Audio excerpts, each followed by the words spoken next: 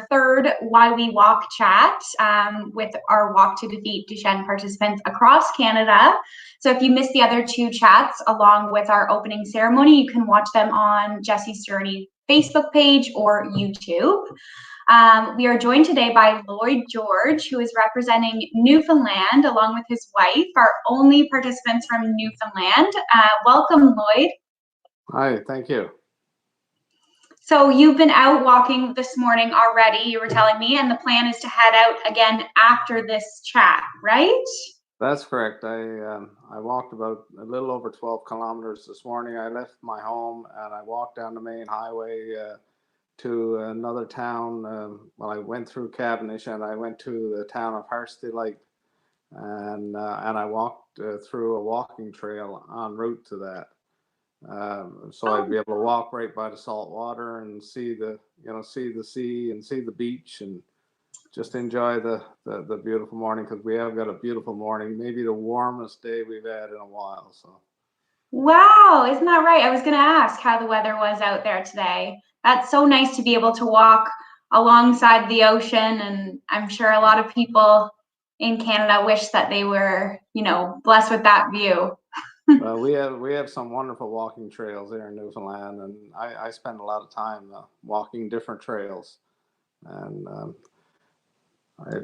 I've got this walking staff that I cut myself in the woods that I use all the time with and take with me, and every different trail I do, I ride it on my stick. Oh my gosh, what a neat idea!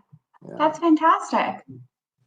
And you have a little bit of an interesting story in that you've kind of used walking and the Walk to Defeat Duchenne in your recovery from a couple of health issues you had last year. Is that right?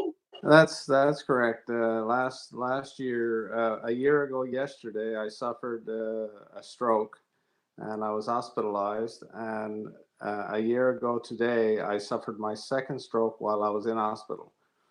After I got out of the hospital and started recovering, my strength came back really good, but my energy level wasn't that great. So it took me about maybe 5 or 6 months to build my strength back to what I considered an acceptable level.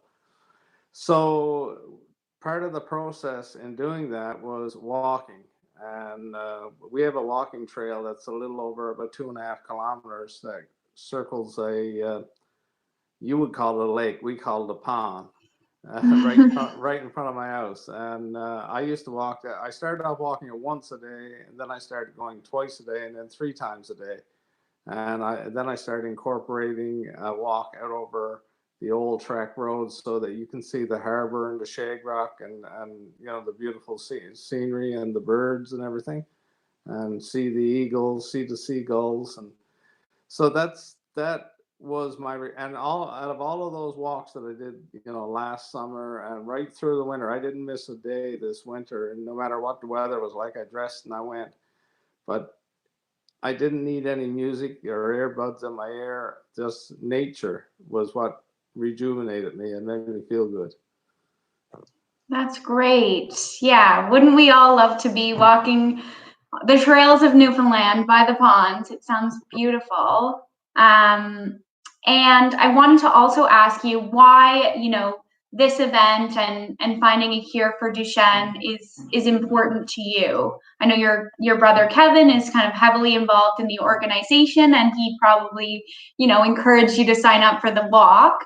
But what does the walk mean to you? Well, I've always been a person who's been an advocate for helping other people and helping causes over the years. My volunteerism over the years of, I've been a member of the school board. I've been vice chair of the school board. I've been on the economic board for development here in Newfoundland. All of these things I've done on a volunteer basis, and I used to volunteer a lot within our church as well.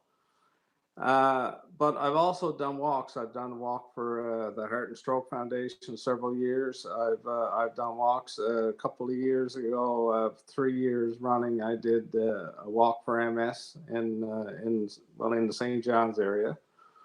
So I was thinking as I was doing my walking in January and February this year, it used to come in my mind. I wonder. I said, you know what? I'd like to I'd like to do something a little bit special on the anniversary of my stroke.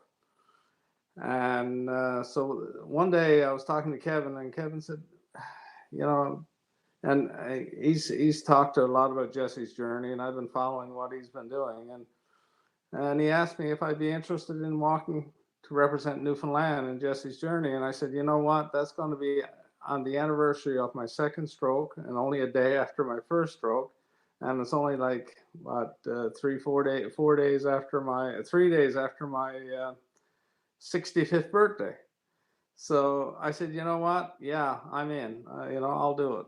And so that's basically where I came from, and why I decided to do it.